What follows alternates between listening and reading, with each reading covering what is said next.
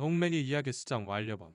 황금비 털을 가진 진돗개 용맹이는 잔혹한 합대의 희생자였다. 아무도 데려가지 못하도록 온몸에 스프레이 페인트가 뿌려져 있었고 두꺼운 털 가죽을 파고들 정도로 붉은 밧줄에 묶여 있었다. 아, 그 위험이는 진돗개의 몸은 파랑, 빨간 초록, 주황색의 값싼 스프레이 페인트로 무참히 더럽혀져 마치 취미적인 농담 같았지만 사실은 그렇지 않았다.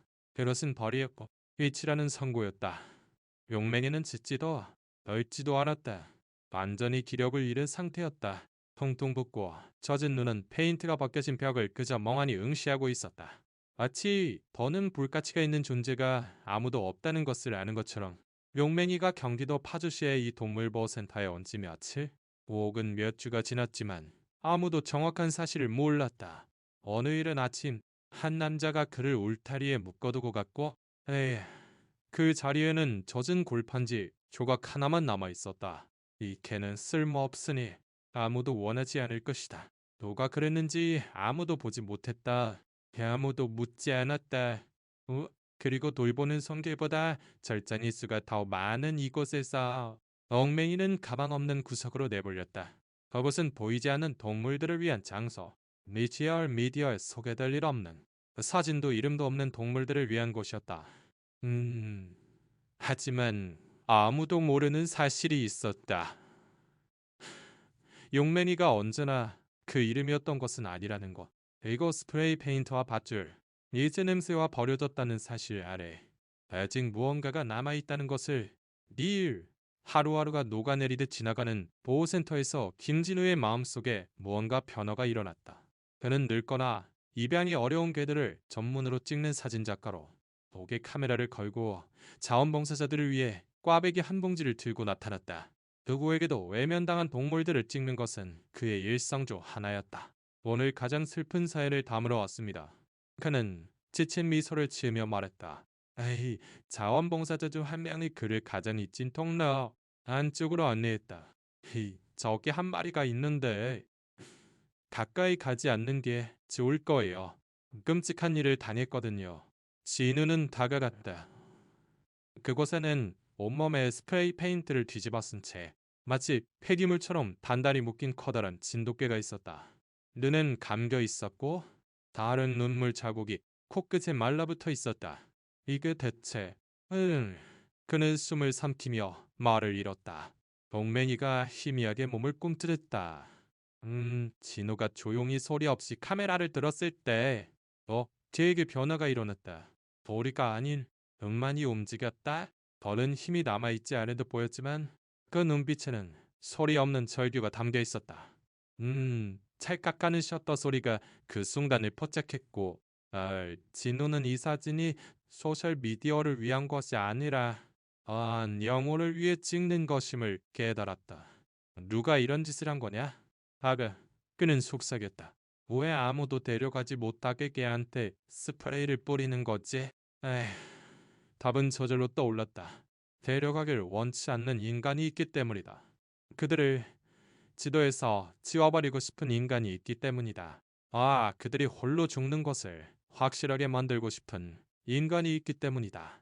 진우는 배낭에서 작은 칼을 꺼내 조심스럽게 밧줄을 자르기 시작했다. 괜찮아? 용매라. 다치게 안 해. 네 이름은 용맹이야. 넌 이름을 가질 자격 있어. 돈 쓰레기가 아니니까. 걔는 좋아하지 않았다. 그제 눈을 감았다. 마치 그것이 현실이라고 믿을 수 없다는 듯 보통 없는 접촉을 꿈꾸는 것처럼. 진우가 그를 팔에 안아 올리자.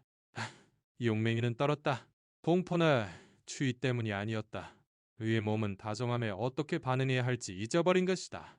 인어의 차는 낡았고 좌석은 더러웠으며 갯벌로 가득했다. 하지만 그날 오후 담요에 쌓여 황금빛 털에 페인트가 엉겨붙은 용맹이를 태운 차 안은 신성한 공간으로 변했다. 동물병원으로 향하는 동안 그는 아무 말 없이 붉어진 눈으로 핸들만 잡고 있었다.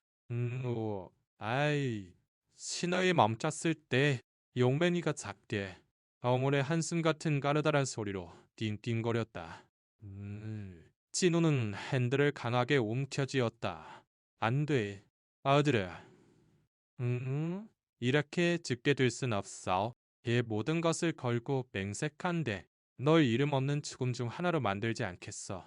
그들이 도착했을 때 이 동물병원은 망문을 닫으려던 참이었다. 수의사 박서연이 장갑을 벗을 때 문을 두드리는 소리가 들렸다. 문을 열자 지친 표정의 남자가 스프레이로 더럽혀진 진돗개를 안고 있었다. 밧줄은 더는 보이지 않았다. 부탁합니다. 살려주세요. 아, 진우가 말했다. 아, 이런 상태로 발견했어요. 누군가 이 아이를 세상에서 지우려고 했어요. 서연은 더 묻지 않았다. 그녀는 개를 안으로 옮겨 차가운 금속 진찰대 위에 올려놓고 곧바로 처치를 시작했다. 썸을 죽이며 그들은 상처를 세척하고 페인트로 굳은 탈을 밀었다. 정적이 지배했고 모니터에 비치는 느리고 불규칙한 맥박 소리만이 방에 울려 퍼졌다. 이러면요? 사연이 물었다. 영맨이여. 진우가 말하며 슬픈 농담을 던졌다. 성은 희만이라고 해두죠. 아, 서연은 눈물 어린 눈으로 미소 지었다. 밖에서는 밤의 장막이 내렸고 우와 함께 이 이야기의 첫 페이지가 막 쓰이기 시작했다. 병원에는 알코올과 오래된 피 그리고 희미한 희망의 냄새가 뒤섞여 맴돌았다. 용맹이는 따뜻한 담요 위에서 링거를 맞으며 누워 있었고 그 눈은 이승과 저승 사이를 떠도는 것처럼 흐릿했다. 그의 호흡은 너무나 얕아서 진우는 때때로 그가 아직 거기 있는지 확인하기 위해 곁으로 다가가야 했다. 그는 거기에 있었지만 영혼은 멀리 어딘가 구석에 숨어 돌아올 신호를 기다리는 듯했다. 서연은 신속하지만 거칠지 않은 손길로 움직였다. 그녀가 동물을 만지는 방식에는 너무나 많은 고통을 보고도 마음이 무뎌지지 않은 자만이 가질 수 있는 다정함이 있었다. 일부러 스프레이를 뿌렸다고요? 그녀는 따뜻한 물을 적신 스펀지로 그의 몸을 닦으며 물었다. 진우는 눈물을 참아 붉어진 눈으로 고개를 끄덕였다. 네, 스프레이 페인트로요. 마치 낡은 벽이나 더 심하게는 장난감처럼요. 서유는 미간을 찌푸렸다. 이건 아이들 장난이 아니에요. 이건 이 아이를 버리고 아무도 데려갈 가치가 없다고 생각하게 만들고 이 색깔들이 아이를 투명하게 만들 것처럼 보이게 하고 싶었던 인간의 짓이에요. 맞습니다. 두 번째 기회를 주지 않고 여기서 확실히 죽게 만들기 위해서요. 에, 수의사는 몇 초간 손을 멈췄다. 시누스, 이건 단순한 학대가 아니에요. 이건 모욕입니다. 그리고 이런 종류의 증오는 저절로 생기는 게 아니에요. 옥맨이의 몸을 깨끗이 닦아나가자. 페인트가 감추고 있던 흉터들이 드러나기 시작했다. 오래된 상처, 담뱃불로 지진 듯한 둥근 화상 자국, 아물지 않은 작은 베인 상처, 그리고 오른쪽 다리에는 한 번도 치료받지 못한 오래된 골절 흔적이 있었다. 세상에. 서연은 분노를 삼키며 중얼거렸다. 어떻게 이렇게 살아있을 수 있죠? 용맨이는 옳지 않았다. 그저 텅 빈 눈으로 천장을 바라보다가 갑자기 습관이 목 근처에 닿았을 때 움찔 몸을 떨었다. 아주 잠깐 안개 같은 떨림이 몸을 스치고 거의 들리지 않을 정도의 낮은 으르렁거림이 새어나왔다. 보셨어요? 진우가 그것을 알아차렸다. 근데 무언가 아주 나쁜 것을 떠올린 것 같아요. 서연은 조용히 고개를 끄덕였다. 대화 시간 후 옥맨이는 깊이 잠들어 있었다. 진우는 병원에 남아 빌린 담요를 덮고 그의 곁 의자에 앉아 있었다. 떠날 생각이 없었다. 그럴 수 없었다. 여기서 주무시면 안 되는 거 알죠? 서연이 접수대에서 농담처럼 말했다. 그는 움직이지 않은 채 대답했다. 녀석이 눈을 떴는데 아무도 없으면 어떡해요? 서연은 다정한 눈빛으로 그를 보았다. 당신이 용맹이보다 더 아파하는 것 같네요. 그녀가 조용히 말했다. 너는 지친 듯 미소 지었다. 알지도 모르지요. 하지만 적어도 제겐 목소리가 있어요. 그에겐 없잖아요. 날이 밝을 무렵 용맨이는 눈을 떴다. 천천히 비틀거리며 주위를 둘러보고 순간 호흡이 거칠어졌지만 에, 진우의 모습을 확인하자 눈빛이 변했다. 기쁨도 안도도 아니었지만 떨림은 멎었다. 좋은 아침, 에, 챔피언. 아, 진우가 부드럽게 그를 만졌다. 용맹이는 대답하지 않았지만 그 눈은 더는 텅 비어있지 않았다. 서연이 약간의 습식사료를 가져와 그의 곁에 놓았다.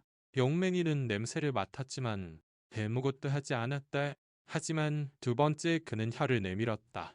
그래, 제크다. 진우가 속삭였다. 회복하고 있어요. 서연이 감동하며 말했다. 네, 하지만 아주 천천히요. 그날 오후, 진우는 사진 한 장을 게시했다. 모센터에서의 사진이 아니었다. 담요 위에서 황금빛 털에 아직 페인트 자국이 남아있지만 눈은 뜨고 있는 용맹이의 새로운 사진이었다. 해는 이렇게 덧붙였다.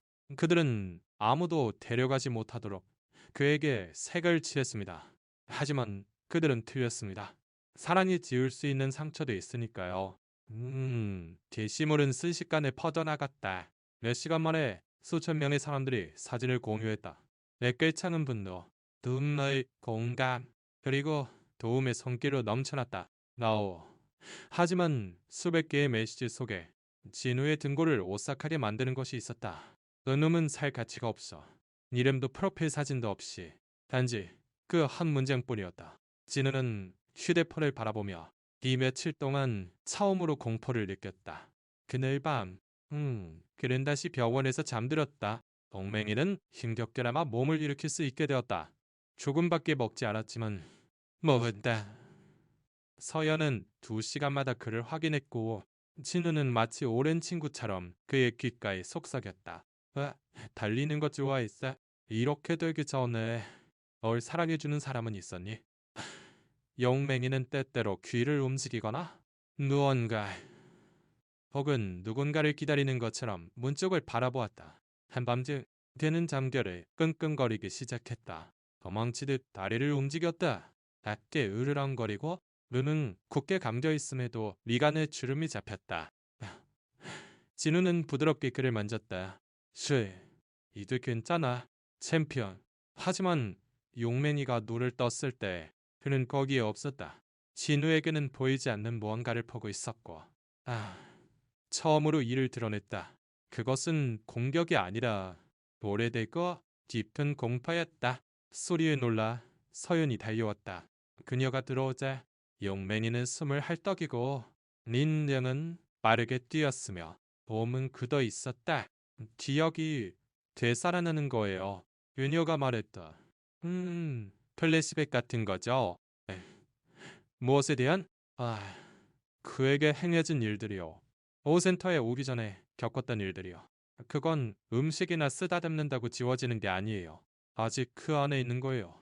하지만 진울은 떠나지 않고 오히려 그의 곁바닥에 앉아 조용히 말을 걸었다.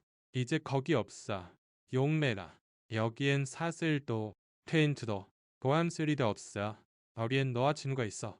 영맹이는 고개를 숙이고 린네의 다리에 코끝을 대고 한숨을 쉬었다. 비로 흐릿해진 유리창 너머로 한 인형이 보고 있었다. 어두운 단, 엔진 소리, 그리고 깜박이지 않는 눈. 진우는 알아채지 못했다. 니에서도 알아채지 못했지만 용맹이는 알아챘고 어이 들리지 않는 으르렁거림이 다시 그의 목에서 새어나왔다. 다음 날 아침 동맹이 안에 무언가 변해 있었다. 그는 스스로 일어섰다. 느리고 비틀거리는 발걸음이었지만 목적이 있었다. 그는 병원 창가로 다가가 누군가를 기다리는 것처럼 혹은 누군가 자신을 기다리고 있다는 것을 아는 것처럼 거리를 가만히 보고 있었다. 나이어는 커피잔을 든 채 문가에서 그를 보았다.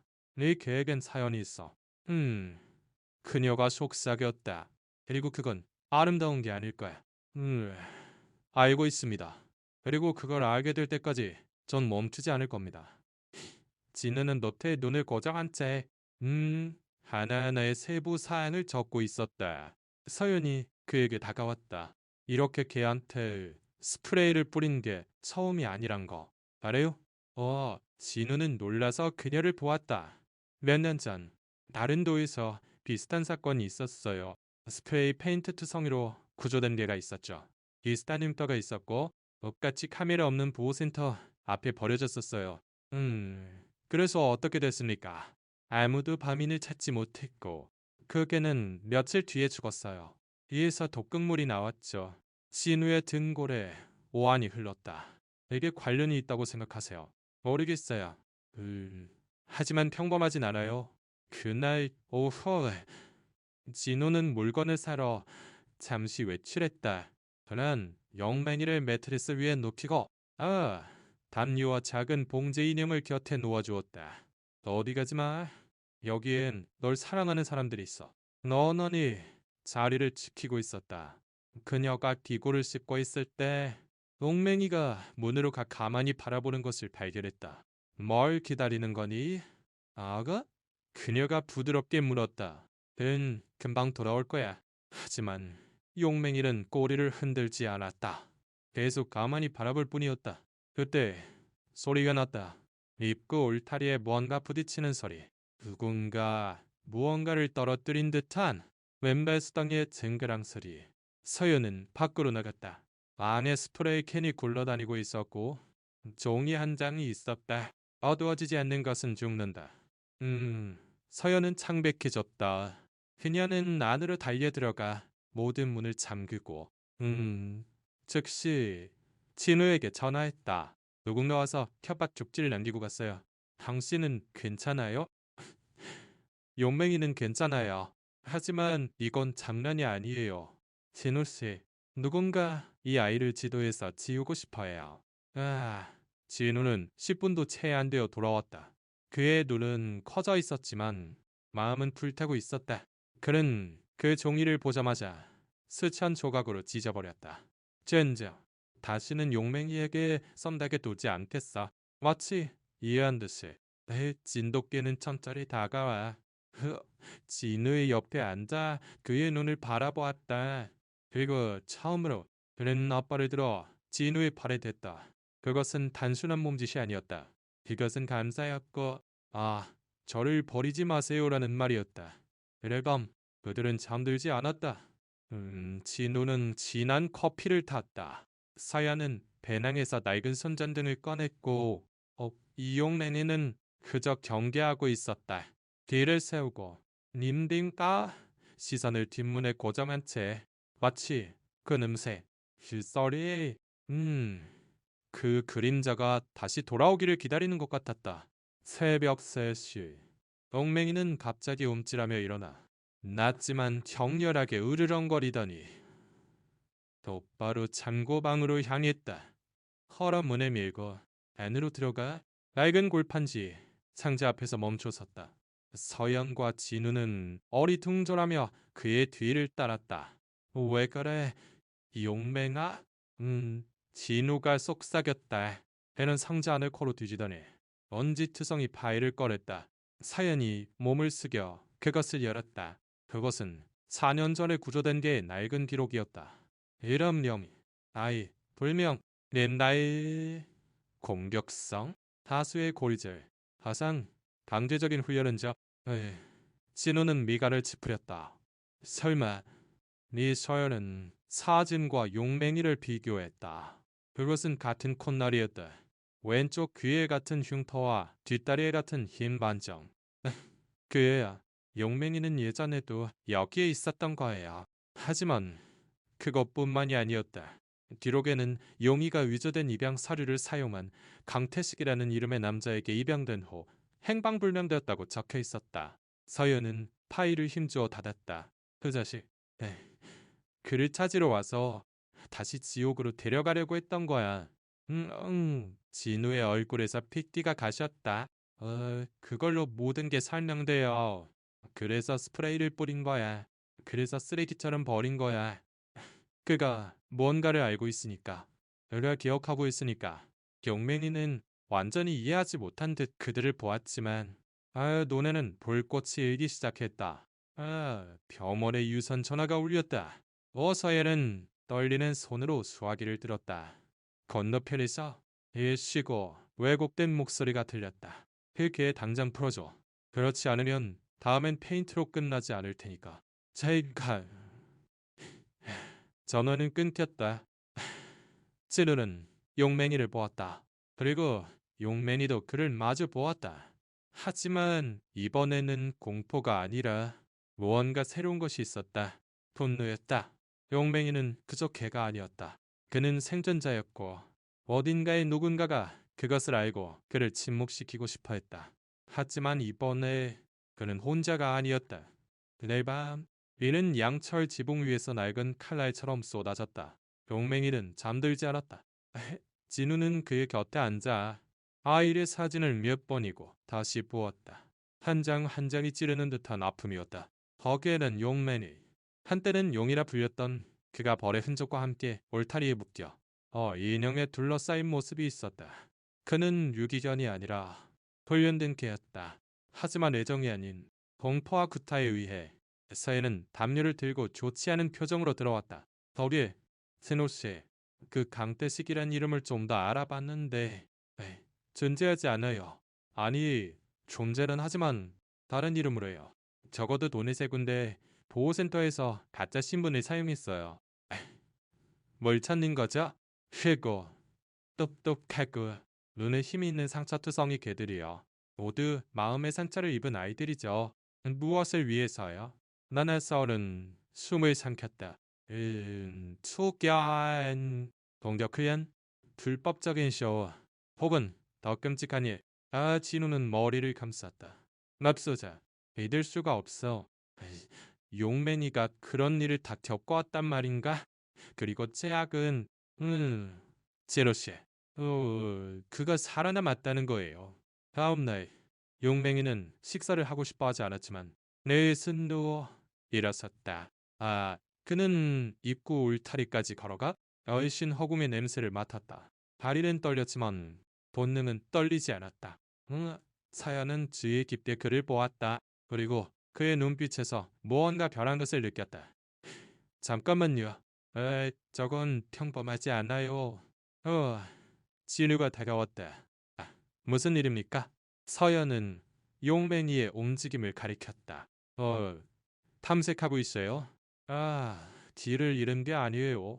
무언가를 탐색하고 있어. 마치 지형을 기억하는 것처럼. 그리고 그들은 떠올렸다. 그 낡은 파일에 주소 하나가 있었다는 것을. 강태식이 용의를 입양했을 때 살았다고 되어 있는 장소다. 서연이 정보를 검색해 찾아냈다. 첨은 목장. 또 도릉지대 안쪽이에요. 진우는 중얼거렸다. 여기서 그리 멀지 않네요. 혼자 가는 건 안 돼요. 제노씨, 함정일지도 몰라요.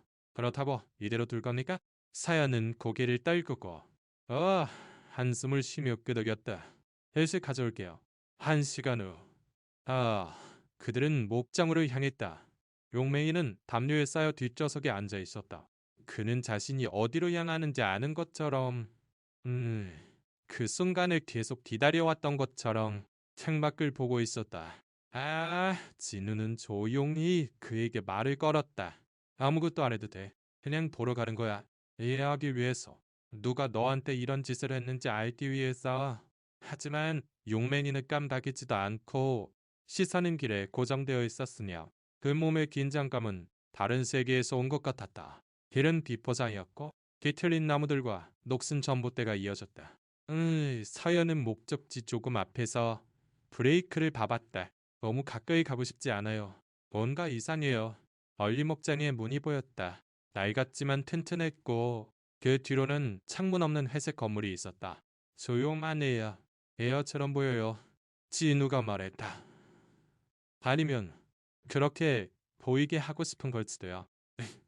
서윤이 대답했다. 용맹이가 먼저 으르렁거렸다. 그리고 강하게 갑자기 지졌다. 내 말은 한 번의 지즘. 하지만 그 지짐은 울려 퍼졌다. 마치 누군가 그것을 기다렸다는 듯이 한 남자가 목장 뒷문에서 나왔다. 그는 젊지 않았고 검은 옷에 야구 모자를 썼으며 얼굴에는 깊은 흉터가 있었다. 영맹이는 그를 보고 무언가 터져버렸다. 그는 떨기 시작했고 뒷걸음질 찼으며 공기가 그를 태우는 듯 아팠다. 왜 그래? 진우가 그의 어깨를 잡고 소리쳤다. 서연은 가슴이 찢어지는 심정으로 돌아보았다. 저 남자예요. 용맨이가 그를 기억하는 거예요. 남자는 그들을 보고 인간미 없는 뒤틀린 미소를 지었다. 그리고 사냥감을 잡기 전에 흉하듯 에이, 조용히 목장 안으로 돌아가 문을 닫았다. 맨날 즉시 차에 시동을 걸었다. 단전 가요. 하지만 진우는 용맹이에게서 눈을 뗄 수 없었다. 그는 용맹이를 강하게 껴안았다. 괜찮아. 챔피언. 봤어. 우린 그가 누군지 알았어. 용맹이는 숨을 헐떡였지만 눈에서 눈을 떼지 않았다. 그것은 공포였지만 억눌린 분노에 기대했다. 병원으로 돌아오자 버거운 침묵이 흘렀다. 서연은 경찰 친구에게 전화의 사건을 보고했지만 증거가 없었다. 할 수 있는 게 많지 않았어요. 뭔가 더 필요해요. 그녀가 분한 듯 말했다. 불법 입양과 관련된 무언가가? 진우는 노트북을 열어 나순을 다시 보았다. 게시물을 다시 보았다. 그리고 새로운 메시지. 동맹이의 게시물에 달린 댓글을 발견했다. 걔는 있지 않아. 하지만 만약 짓거린다면 우리가 입을 다물게 할 거다. 진우의 등골이 오싹해졌다. 은 용맹이를 보았다. 그리고 용맹이는 지금까지 보인 적 없는 표정으로 그를 마주 보았다. 그것은 별이었다. 너는 희생자의 눈이 아니라 기억을 더듬는 생존자의 눈이었다. 그래 밤, 진우는 카메라를 꺼내 스탠드 조명을 준비하고 용맹이의 맞은편에 앉았다. 네 이야기를 하고 싶니? 용맹이는 고개를 끄덕이지는 않았지만 똑바로 앉았다. 서연이 문가에서 보고 있었다. 진심이에요? 아니요. 하지만 상관없어요. 그리고 그는 촬영을 시작했다. 그것은 인터뷰가 아니었다. 그것은 증언이었고 영상으로 된 고백이었다. 그는 흉터를 황금빛털에 남은 페인트를 아직 보관하고 있던 낡은 바치를 낡은 파일의 사진을 그리고 혓바문을 촬영했다. 비디오는 4분짜리로 그는 이것을 선택하지 않았지만 살기를 선택했습니다. 그리고 이제 에, 그는 정의를 누릴 자격이 있습니다. 라는 한 문장으로 끝났다. 하나는 그날 밤 바로 비디오를 게시했다. 2시간도 채 안 돼요. 조회수는 10만 회를 넘었고 이 진우의 수신함에 그놈은 아직 내 거야 라고만 적힌 익명의 개인 메시지가 도착했다. 진우는 화면을 닫고 영맹이를 보며 네 귓가에 속삭였다. 그럼 어디 덤벼보시지. 이제 넌 내 거니까. 용맹이는 그의 발에 머리를 얹고 처음으로 편안하게 눈을 감았다. 다음날 아침은 기묘하고 무거운 공기가 감돌았다. 마치 공기가 무언가를 기다리는 것처럼 해가 일찍 뜨면 안 된다는 것을 아는 것처럼 동맹이는 일찍 일어났다. 짖지도 끈끈거리지도 않고 그저 병원 안을 돌아다니며 주위의 그림자나 기억을 킁킁거리며 찾아다녔다. 서연은 그가 가장 좋아하는 음식 삶은 닭가슴살과 밥, 당근을 준비했다. 용맨이는 그릇의 냄새를 맡고 조금이었지만 먹었다. 너희들? 그것은 이미 기적이었다. 그래, 착하다. 그녀는 지친 미소를 지으며 말했다. 그렇지만 나아가고 있어. 진우가 어깨에 카메라를 메고 들어왔다. 아침은 먹었냐? 유명 인사. 나보다 더 호화롭네. 두 사람은 조용히 웃었지만 영맹이는 웃지 않았다. 그는 진지했고 단호했다. 그리고 다시 그는 문 쪽을 보고 있었다. 그날 오후 뒷창고의 창문이 말 그대로 산산조각 났다. 마른 소리를 내며 폭발한 것이다. 사연이 서리찼고 진우가 달렸다. 영맹이는 짖었지만 그것은 평범한 짖음이 아니었다. 애마르고 분노에 찬 짖음으로 마치 갑자기 자신에게 목소리가 있다는 것을 떠올린 것 같았다. 진우가 방에 도착했을 때 문은 깨져 있었다. 바닥에는 유리 조각과 축축한 흙 속에 무언가가 떨어져 있었다. 히히, 녹슨 금속반. 거기에는 한 단어 오, 용이라고 새겨져 있었다. 응, 진호는 창백해졌다. 서예는 입을 막았다. 얽매이는 으르렁거리고 있었다. 우리를 실험하는 거예요. 그녀가 말했다. 우리가 아는 것을 그가 안다고 전하는 거죠. 어, 그리고 그는 멈추지 않을 거예요. 진호가 대답했다. 그를 손에 넣을 때까지. 응. 그들은 다시 경찰을 불렀다. 순찰차가 병원을 지나가며 사진을 찍고 질문을 하고 그 이상의 일은 없었다. 직접적인 폭행 증거가 없는 이상 저희가 할 수 있는 일은 많지 않습니다. 어, 경찰관이 수첩을 닫으며 말했다. 문을 감아하고 경계를 늦추지 마십시오. 문을 감아하라니. 마치 공포가 자물쇠로 가둬질 수 있는 것처럼 그늘 밤 그들은 잠들지 않았다. 진호는 낡은 야구방망이를 꺼냈다. 서연은 차가운 블랙커피를 탔다. 얽매이는 뒷물에서 떠나지 않았다. 자정이 넘자 성적은 냉장고의 위민거리는 소리가 제목처럼 들릴 정도로 농밀해졌다. 그리고 정면 울타리를 3번 아는 소리가 두드렸다. 서연이 현관문 렌즈로 보았다. 아무것도 없고 그저 어둠뿐. 그리고 멀리 라이트를 끈 차에 그림자가 있었다. 진우는 용맹이에게 다가갔다. 느껴져? 용맹이는 대답하지 않았지만 몸은 긴장해 있었다.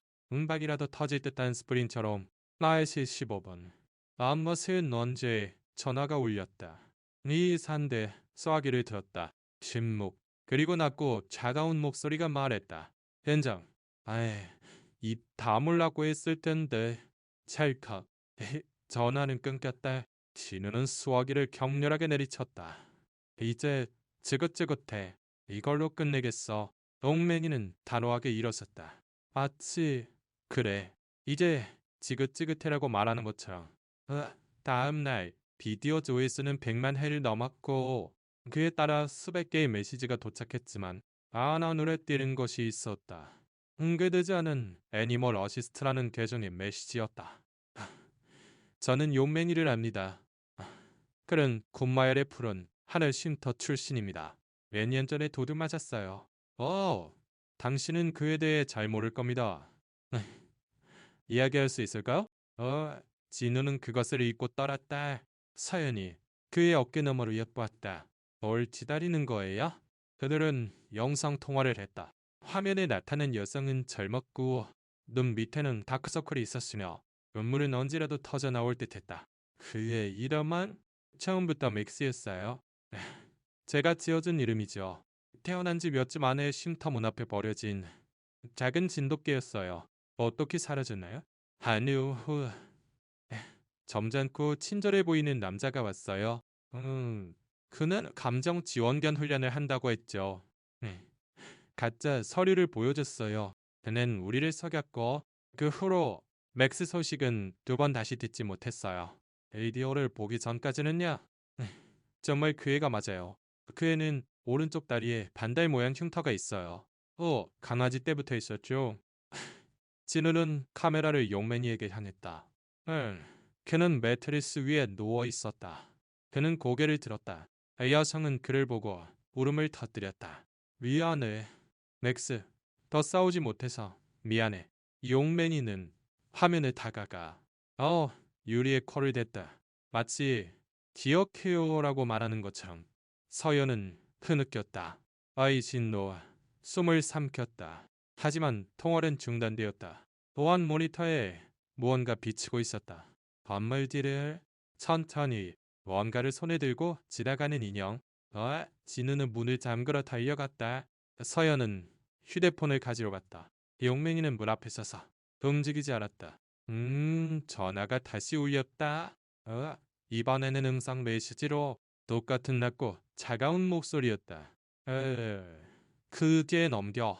그렇지 않으면 다음은 창물이 아니라 목숨이야. 진우는 그것을 끝까지 들었다. 그리고 용맹이를 보았다. 어떻게 할까? 챔피언? 용맹이는 천천히 고개를 돌렸다. 그 눈은 더는 부서져 있지 않고 불타고 있었다. 그리고 단 한 번의 움직임으로 그는 정면으로 가. 문 앞에 앉았다. 마치 준비됐어라고 말하는 것처럼. 오해냐 하면 용맹이는 그저 개가 아니었다. 그는 증인이었고 생존자였으며 어제 천사였기 때문이다. 다는 무겁고 니의 삭하고 더러운 담요처럼 드리워져 있었다. 영원하는 평소보다 더 조용했다. 시계 소리조차 나지 않았고 에어컨도 윙윙거리기를 주저했다. 진우는 접수대에 앉아 양발 사이에 야구 방망이를 놓고 있었다. 서연은 5분마다 보안 카메라를 확인했다. 그리고 용맹이도 잠들지 않았고 눕지도 않았다. 마치 그 밤이 결정적인 밤이라는 것을 아는 것처럼. 가만히 그 자리에 서 있었다. 난 2시 41분. 그 일이 일어났다. 뒷문에서 삐걱거리는 소리. 그것은 평범한 소음이 아니라 낡은 나무의 손톱을 긁는 듯한 빠르고 느린 소리였다. 가장 먼저 반응한 것은 용맨이었다. 그는 으르렁거렸지만 이전과는 달랐다. 이번에는 공포가 아니라 불꽃이 있었다. 서연은 조용히 일어섰다. 그녀는 손전등을 가지러 갔다. 진우는 고개를 끄덕여 신호했다. 준비는 되어 있었다. 에이, 적어도 그들은 그렇게 생각했다. 뒷문에 강렬하고 잔인한 일력, 랜반의 밀침으로 문은 활짝 열렸다. 보드를 쓴 남자가 그림자처럼 들어왔다. 손에는 금속 막대, 눈에는 순수한 증오가 있었다. 어디 있어? 이 개새끼가. 은 탁한 목소리로 외쳤다. 용맹이는 명령을 기다리지 않았다. 그는 달렸다. 발은 바닥을 가나게 찼다. 아직 약했지만 진돗개의 강력한 근육이 최대한으로 늘어났다. 그의 이빨은 차가운 빛 아래에서 빛났다. 부드를 쓴 남자는 그가 오는 것을 보았다. 그는 금속 막대를 들어 올리려 했다. 너무 늦었다. 용맹이는 날았다. 완벽하지는 않았지만 충분했다. 그는 남자의 팔을 강하게 물었다. 남자는 소리치며 물질했다. 용맹이는 놓지 않았다. 진우가 달려왔다. 그는 금속 막대를 빼앗았다. 서연은 떨리는 손으로 경찰에 전화했다. 탐입자입니다. 무기를 들고 있어야. 네, 뒷동물병원입니다. 남자는 용맹이를 밀쳐냈다. 그는 피를 흘리고 으르렁거리며 출구를 향해 비틀거렸다. 하지만 그가 도망치기 전에 용맹이는 다시 뛰어들어 그를 쓰러뜨렸다. 두 사람은 벽에 부딪혔다. 네 콘크리트에 몸이 부딪히는 마른 소리는 독바위 같았다. 진우가 소리쳤다. 그만해. 용맹아, 이제 잡았어. 충분해. 서연은 손전등을 무기처럼 들었다. 용맹이는 남자를 놓고 뒷걸음질 쳐 다시 앉았다. 네, 전사처럼 용감한 진돗개처럼 순찰차는 몇 분 후에 도착했다. 불빛, 사이렌, 외침, 남자는 제압되고 수갑이 채워져. 네, 채에 태워졌다. 의대가 벗겨졌다. 서윤은 그를 알아보았다. 진우도 그랬다. 별사식이다. 복장에 있던 남자다. 용맹이는 멀리서 그를 보고 처음으로 자랑스럽게 고개를 들었다. 얕던 후 겸원하는 정적에 휩싸였다. 서연은 용맹이의 옆구리에 난 작은 상처를 소독했다. 큰일은 아니었다. 그저 찰과상일 뿐. 잘했어. 샘피언. 진우가 속삭였다. 그의 귓가에 말했다. 했어? 네가 그 자식을 쫓아냈어. 내주차도 너처럼은 못 싸웠을 거야. 용맹이는 그의 손을 핥고 그의 발에 머리를 얹었다. 마침내 그는 쉴 수 있었다. 다음 날 뉴스는 곳곳에서 보도되었다. 구조된 진돗개, 동물병원 감도자지, 야이, 핫대 생존견. 가해자와 맞서 싸워 격대. 한때 버려졌던 영웅. 하지만 이야기는 거기서 끝나지 않았다. 습격자가 조사해서 자백했기 때문이다. 그래, 내가 거기서 훈련시켰어. 내가 스프레이를 뿌리고 아무도 건드리지 못하게 그 보호센터에 버렸어. 하지만 그놈이 돌아왔지. 그리고 이제 모두가 그를 상징으로 보겠지. 그리고 그 말대로였다. 용맹이는 구조된 증인으로 인정받았고 극심한 동물학대 사건에 대해 이례적이지만 효과적인 법적 조치가 취해졌다. 서연은 증언했고, 오, 진호는 모든 것을 제시했다. 비디오, 사진, 메시지, 그리고 습격자는 잔혹행위, 협박, 폭력으로 유죄 판결을 받았다.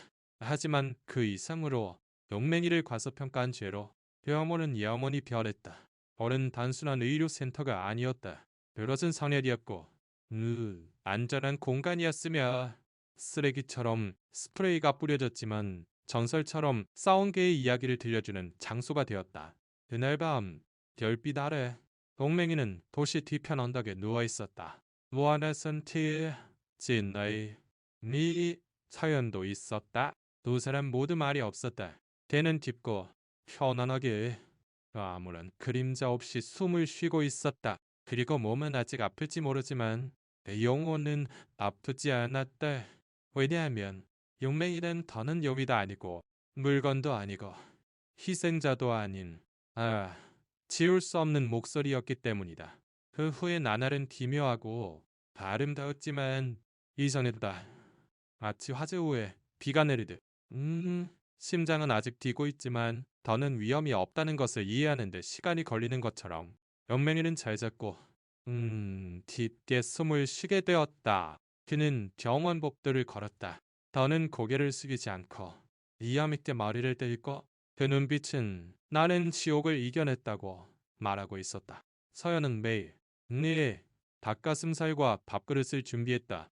진호는 그가 자신의 아들인 것처럼 말을 걸었다. 그래서 사령관님은 일어나셨나? 이제 병원 순찰 준비는 되셨나? 용맹이는 꼬리를 흔들었다. 이전과는 달랐다. 지금은 느리지만 확실하게 흔들었다. 마치 네, 대장님 돌아왔습니다. 라고 말하는 것처럼 습격 비디오는 전국에 퍼졌다.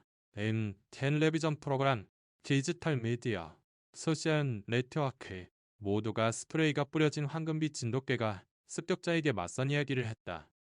전국에서 사람들이 메시지, 아이들의 그림, 기록은 니니사는 대량의 사료를 보내기 시작했다. 오, 파주의 한 여성은 이렇게 썼다. 저도 몇 년간 학대를 당했어요. 저 아이가 이겨낼 수 있었다면 저도 할 수 있을 거예요. 서울의 한 젊은이는 아라 용맹이의 얼굴을 문신으로 새기고 살아남는 것은 용기 있는 행동이다라는 말을 덧붙였다. 용맹이는 자신도 모르게 구조된 게 이상의 무언가가 되어 있었다. 그는 희망이었다. 아내 후 서연이 약을 정리하고 진우가 사진을 편집하고 있을 때 덩벨이 울렸다. 백발의 목소리가 떨리는 작은 여성이 봉투를 손에 들고 서 있었다. 여기에 용맹이가 있나요? 서연은 의아하게 그녀를 보았다. 누구시죠? 여성은 고개를 숙였다. 그녀는 봉투에서 사진을 꺼내 카운터에 누웠다. 그녀가 강아지 시절의 용맹이를 팔에 안고 있는 사진이었다. 두 사람 모두 웃고 있었고 행복해 보였다. 제 이름은 이승자라고 합니다. 제가 강아지 때 이 아이를 구조했어요. 그의 이름은 태호였고 제 손자의 가장 사랑하는 개였습니다. 서연은 그녀를 안으로 안내했다. 엉맹이는 자신의 침대에 누워 있었다. 그가 그녀를 보자 귀를 세우고 그녀를 바라보고 봉기를 킁킁거리더니 의 아래서 무언가 움직였다. 승자는 천천히 무릎을 꿇고 그에게 사진을 보여주었다. 기억나니? 해호야? 엉맹이는 조심스럽게 다가가 사진을 킁킁거리고 그것을 했고 그리고 그녀의 눈을 바라보았다. 천천히 그리고 그녀의 곁에 누웠다. 진호는 믿을 수 없었다. 어떻게 그를 잃어버리셨나요? 순자는 떨며 대답했다. 손자가 4년 전에 사고로 세상을 떠났어요. 태호는 슬픔에 잠겼죠. 덥지도 않고 움직이지도 않더니 어느 날 사라졌어요. 사라졌다고요? 네. 제 사위가 그는 짐이다. 쓸모없는 게 제가 매달려 있다고 말했어요. 그리고 제가 병원에서 돌아왔을 때 그는 이제 없었어요. 사연은 눈을 감고 가슴이 조여오는 것을 느꼈다. 당신 사위 이름이 네, 강태식인가요? 맞아요. 아, 진우는 분노로 숨을 내뱉었다. 그 자식이다. 아짜 서리로 그를 입양하고 그를 훈련시키고 스프레이를 뿌리고 어, 죽이려고 했던 건 그 자식이야. 순자는 울음을 터뜨렸다. 미안하다. 아들아, 엄마가 너를 지켜주지 못했구나. 용맹이는 다가가 그녀의 무릎에 코를 대고 눈을 감았다. 분노도 원망도 없이 왜 그저 용서가 있었다. 그날 밤 모두가 병원에 남았다. 공포 때문이 아니라 에휴, 사랑 때문이었다. 그들은 케이크를 먹고 커피를 마시며 이야기를 나누었다. 응? 서연은 자신이 왜 수의사가 되었는지를 이야기했다. 진우란 용맹이를 만나기 전에는 아무것도 믿지 않았다고 고백했다. 그리고 손자는 태호가 가장 좋아했던 손자의 침대에서 그의 테디베어를 껴안고 잠들었던 것을 떠올렸다. 용맹이는 들으면서 움직이지 않고 네, 그저 천천히 깜박이고 있었다. 마치 하나하나의 단어가 그를 위한 것처럼 그가 자신의 기억 조각들을 재구성하는 것처럼 예기치 않은 일이 일어났다. 알씨는 불명의 소포가 도착했다. 그저 용맹이에게 그가 누구인지를 결코 잊지 않도록이라고 쓰여 있었다. 안에는 USB 메모리가 들어있었다. 진우가 그것을 컴퓨터에 꽂았다. 서연이 일어섰다. 용맹이가 곁에 앉았다. 라디오가 시작되었다. 그것은 감시 카메라 영상이었다. 우석에 철창이 있었다. 아래는 용맹이의 훨씬 어리고 말랐지만 같은 눈을 한 진돗개 강아지가 있었다. 앞길은 한 남자가 있었다. 낭태식이었다. 그는 소리치고 때리고 명령하고 있었다. 그리고 용맹이 앞에는 동물을 글썽이는 아이가 있었다. 때리지 마세요. 제발요. 그는 제 친구란 말이에요. 그것은 승자의 손자 민준이었다. 비디오 속에서 용맹이는 아이와 남자 사이에 서서 지키고 시인을 보호하고 있었다. 진우는 눈물을 참을 수 없었다. 너는 계속 수호자였구나. 아주 어릴 때부터 계속. 서연은 용맹이를 강하게 껴안았다. 당신은 많은 인간보다 더 인간다워요. 어, 비디오는 검찰에 보내졌다. 강태식은 더 많은 혐의, 더 많은 증거, 또 많은 징역에 직면했지만 법을 넘어 중요한 것은 이루어졌다. 진실은 밝혀졌고 용맹이는 다시 이름을 되찾았다. 나는 그를 다시 데려가기를 원하지 않았다. 그녀는 자신의 시간은 지났다고 말했지만 진호엘이 한 가지만 부탁했다. 그를 당신의 아들처럼 돌봐주세요. 왜냐하면 이 삶에서 그가 항상 원했던 것은 가족의 일원이 되는 것이었으니까요. 진우는 눈물 어린 눈으로 그녀를 껴안았다. 걱정 마세요. 어머니, 그는 이제 제 아들이자 동반자이자 스승입니다. 그리고 그날 오후 석양이 창문으로 스며드는 가운데 용맹이는 지금까지 느껴본 적 없는 평온함과 함께 잠들었다. 세상은 더는 전쟁터가 아니라 해 집이었다. 그리고 그는 더는 스프레이가 뿌려진 개가 아니라 순수한 영혼이었다. 내 행복을 선택하지 않은 존재였다. 한 달 후 병원은 예전과 같지 않았다. 벽은 다시 칠해졌고 용맹이의 사진이 곳곳에 장식되어 있었다. 자원봉사자들이 여러 지역에서 찾아왔고 들어오는 아이들에게는 모두가 알게 된 황금빛 진돗개의 이야기가 들려주어졌다. 용맹이는 이제 자신의 공간을 가지고 있었다. 복신한 침대에 새로운 장난감 그리고 맥스라고 수놓아진 담요가 있는 코너다. 하지만 그는 사치품을 그다지 좋아하지 않았다. 그는 여전히 바닥에서 자고 찬찬히 먹고 그리고 문 쪽을 보았다. 공포 때문이 아니라 더 습관 때문이었다. 마치 언젠가 누군가 자신을 필요로 할 것을 기다리는 것처럼. 진우는 그의 그림자가 되었다. 그들은 어디든 함께 갔다. 시장에, 공원에, 보호센터 방문에, 그리고 그들이 가는 곳마다 사람들은 그들을 알아보았다. 보세요. 비디오 속의 개다. 아, 저건 용맨이야. 그 남자에게 맞선 게 신의 가오가 있기를. 용맨이는 언제나처럼 우와 조용히 그것을 받아들였다. 그는 조용히 꼬리를 흔들고 인내심 있는 표정으로 바라보았다. 그는 고아미나 플래시는 좋아하지 않았지만 사람들이 껴안는 것을 허락했다. 사랑받는 것을 허락했다. 어느 내일 그들이 도시 뒤편 언덕에 있을 때 진우가 말했다. 어르 샘피엇 내일은 사진을 찍는 것. 순간을 기록하는 것이라고 생각했어. 하지만 너는 내게 에이, 찍는 것이 아니라 살아야 할 이야기가 있다는 것을 가르쳐줬어. 영맨이는 그를 덮고 눈을 감고 그의 발치에 누웠다. 사연이 조금 늦게 도착해 스티로폼 컵에 든 커피와 담요를 들고 있었다. 그녀는 그들의 옆에 앉아.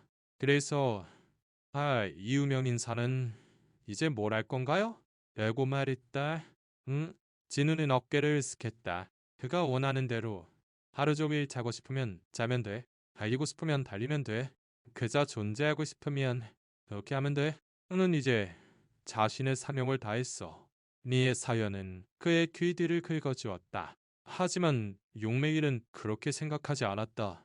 그 후에 나날 그는 새로운 사람이 오면 병원 문에 서게 되었다. 그는 그들을 관찰했다. 무언가 이상하면 한번 지졌다. 여성이 아주 마른 강아지를 데려왔다.